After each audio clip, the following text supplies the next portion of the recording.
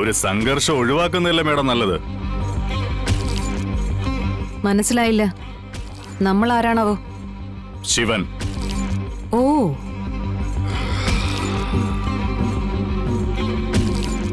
ഓ, അപ്പൊ ഇയാളായിരുന്നോ ആ അവതാരം?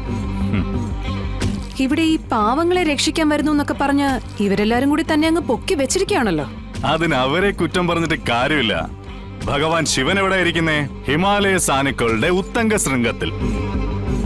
പാവങ്ങളാ ചുമ്മാ പൊക്കി പറഞ്ഞോണ്ടേയിരിക്കും. നമ്മളൊന്ന് നിന്നു കൊടുത്താ മതി.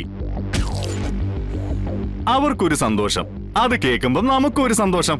പക്ഷേ ഇവിടെ ഇയാൾക്ക് തെറ്റി. ഇവിടെ എതിരിടാൻ പോകുന്നത് സ്ഥലം ജില്ലാ കളക്ടർ അടുത്ത്. അടി ഇരന്ന് വാങ്ങാൻ നിക്കല്ലേ. ഈ സന്തോഷമൊക്കെ അങ്ങ് സങ്കടമായിട്ട് മാറും. സത്യം പറയാലോ, ഇപ്പോഴത്തെ ഇവിടുത്തെ കാര്യങ്ങളൊന്നും എനിക്കറിയാൻ പാടില്ലെന്നേ. കാരണം ഞാൻ കുറച്ചു കാലം അകത്തായിരുന്നു. അങ്ങ് സെൻട്രൽ ജയിലിലെ. അവിടെ ഇങ്ങനെ മാന്യന്മാരായ ജില്ലാ കളക്ടറോ അല്ലെങ്കിൽ ഒരു ഡോക്ടറോ എഞ്ചിനീയറോ അങ്ങനെ ആരെയും കമ്പനിക്കൊന്നും കിട്ടിയില്ല. കിട്ടിയിരുന്നെങ്കിൽ ഞാൻ വേറെ ലെവലായി പോയനെ. കിട്ടിയത് പോക്കറ്റ് അടിക്കാരെയും കുതുകാല് വെട്ടിയവരെയും തെന്മാണിപ്പക്കാരെയൊക്കെയാ.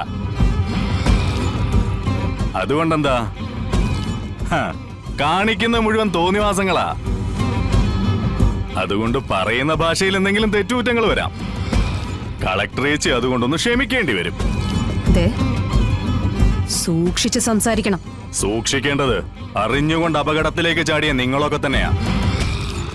ഇത് ഞങ്ങളുടെ മണ്ണാ, ഞാൻ കളിച്ചു വളർന്ന മണ്ണ്. ഇതൊരു സുപ്രഭാതത്ത് വന്ന് വിട്ടുതരാൻ പറഞ്ഞാലേ മുഖത്ത് നോക്കി തന്നെ ശിവൻ പറയും പറ്റില്ലെന്ന്.